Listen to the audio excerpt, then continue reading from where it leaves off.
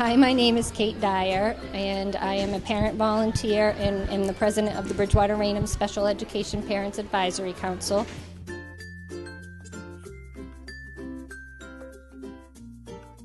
Today we're holding the Understanding Disabilities Fair. The fair is held for fourth graders at La Liberty Elementary School, and they spend an hour and 50 minutes going through 5 simulation stations to try to experience what it might be like if they had a disability. The 5 simulation stations are hearing impaired, visually impaired, physical disability, developmental delay and learning disability, and social emotional behavioral disorders. To organize the event, I've put together volunteers that come and they each run the simulation stations. Within each simulation station, usually 3 activities are going on. So the simulation station runs for 15 minutes. This is our physical disability station. We are working with lower extremities as far as the legs go. We're using crutches and the walker and the wheelchair to learn and see what the challenges would be like to use each.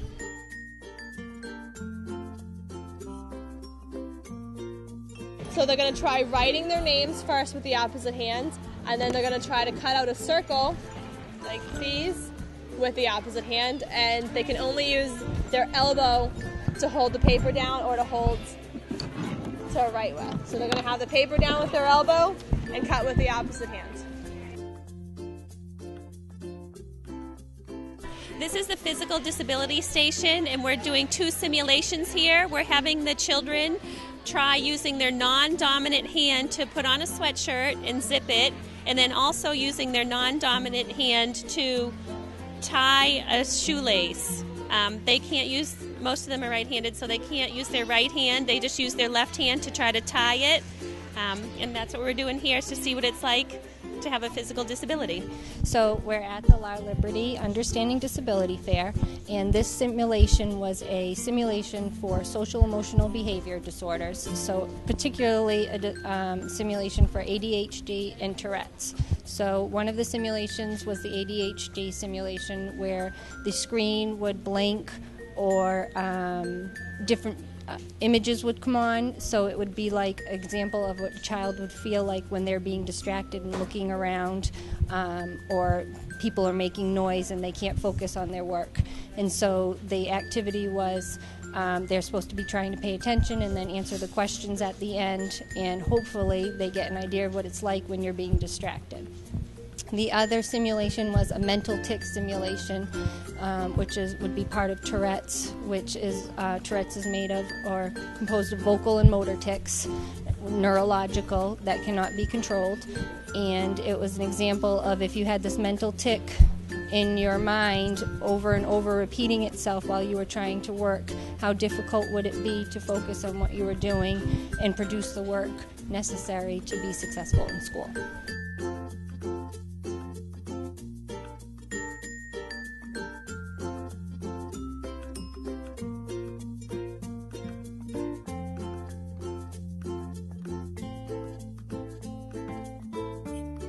My name is Jake, and we're at the La Liberty School in Raynham.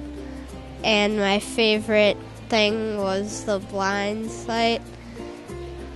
And it was my favorite because we had to try to pour a cup of water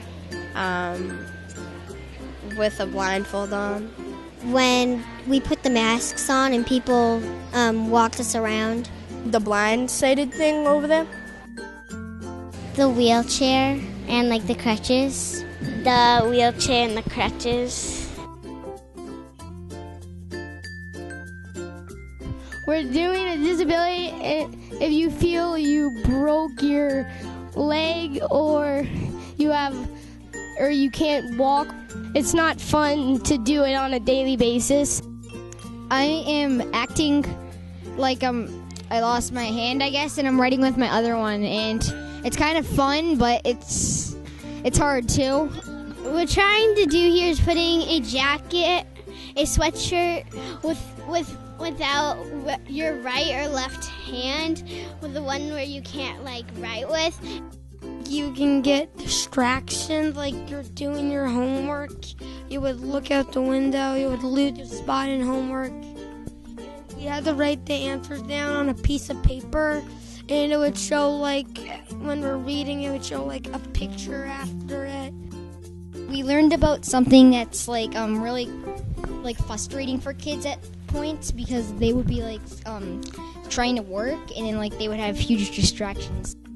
We just learned about how it would be to, like, if you had ADHD, and it was really frustrating because when you were trying to do your homework or trying to read a packet, you would just get distracted, and then you would, like, totally lose your place at where you were, and then we had to answer questions.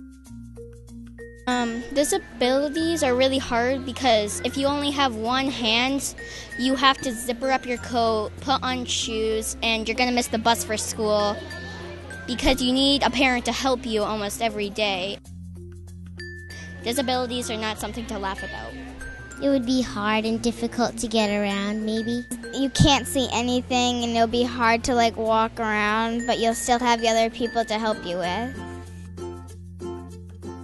The goal is for them to experience what it feels like, and I always stress that for them, some of them might come out and say, oh, that wasn't that bad, but when you stress that you were only had a disability for an hour, and you point out that if you had to deal with a learning disability and you struggled with reading all of your life, how would you feel about going to school?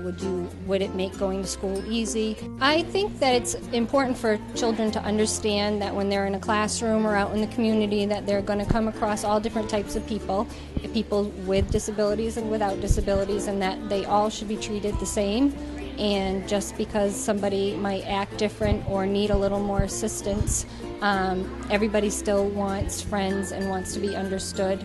And so I'm just hoping that through the experience they will have a better understanding of what it might be like to have a disability, even if just for an hour and 50 minutes.